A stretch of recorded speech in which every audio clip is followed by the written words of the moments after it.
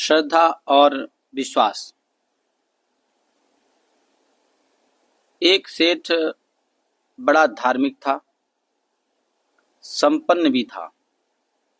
एक बार उसने अपने घर पर पूजा पाठ रखी और पूरे शहर को न्योता दिया।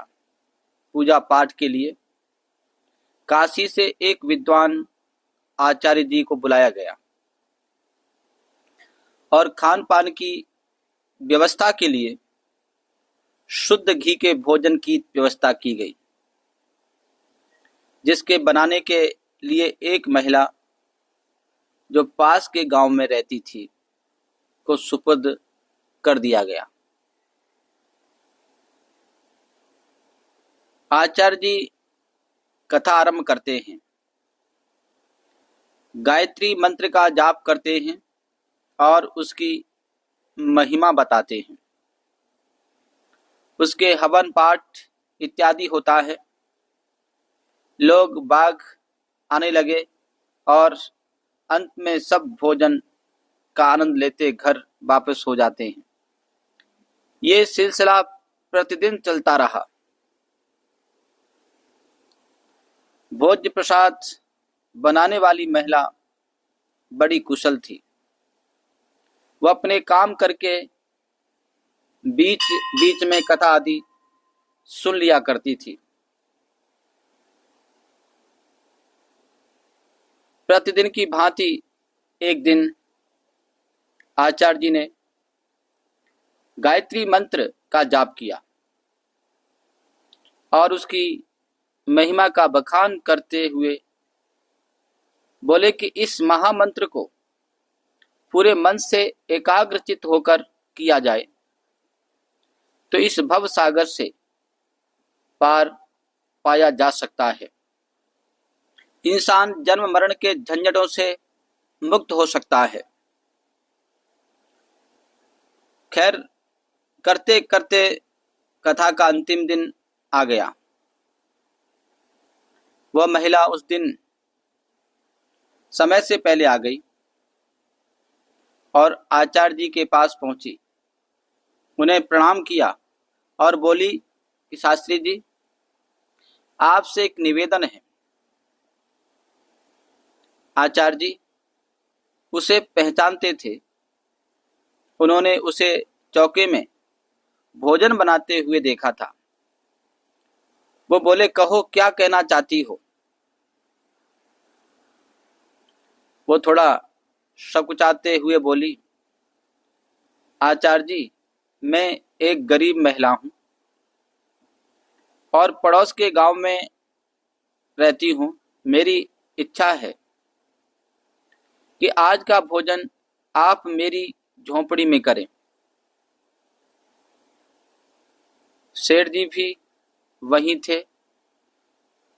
वो थोड़ा क्रोधित हुए, लेकिन आचार्य जी ने बीच में उन्हें रोकते हुए उसका निमंत्रण स्वीकार कर लिया और बोले, आप तो अन्नपूर्णा हैं। आपने इतने दिनों तक स्वादिष्ट भोजन करवाया है।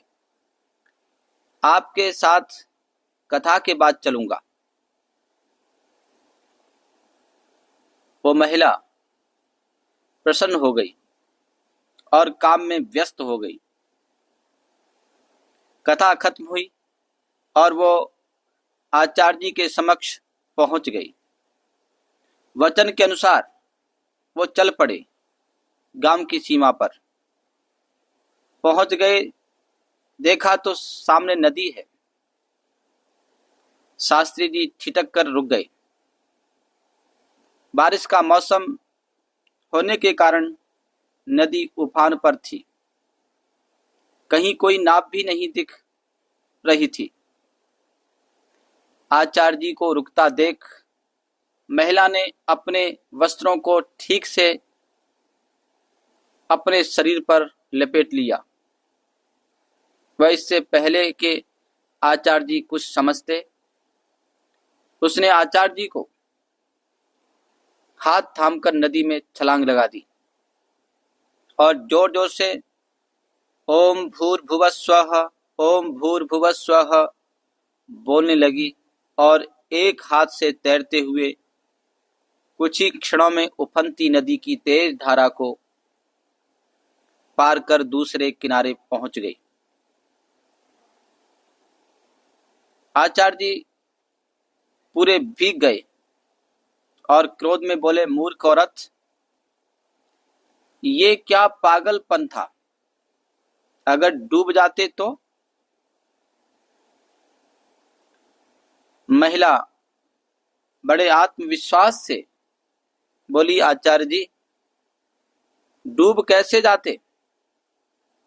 आपका बताया मंत्र जो साध था, मैं तो पिछले 10 दिनों से इस तरह नदी पार करके आती और जाती हूं। शास्त्री जी बोले, क्या मतलब? क्या मतलब? महिला बोली कि आप ही ने तो कहा था कि इस मंत्र से भव सागर पार किया जा सकता है, लेकिन इसके कठिन शब्द मुझसे याद नहीं हुए। बस मुझे ओम भूर्भुवस्वः याद रह गया, तो मैंने सोचा भव सागर तो निश्चय ही बहुत विशाल होगा, जिसे इस मंत्र से पार किया जा सकता है। तो क्या आधा मंत्र से छोटी सी नदी पार नहीं होगी? और मैंने पूरी एकाग्रता से इसका जाप करते हुए नदी सही सलामत पार कर ली। बस फिर क्या था, मैंने रोज के 20 पैसे इसी तरह बचाए और आपके लिए अपने घर आज की रसोई तैयार की। आचार्य जी का क्रोध व झुंझलाहट अब तक समाप्त हो चुकी थी। किम कर्तव्य मूढ़ उसकी बात सुनकर उनकी आंखों में आंसू आ गए और बोले, मां, मैंने अनगिनत बार इस मंत्र का जाप किया, पाठ किया और इसकी महिमा बतलाई, पर तेरे विश्वास के आगे सब बेसबब रहा।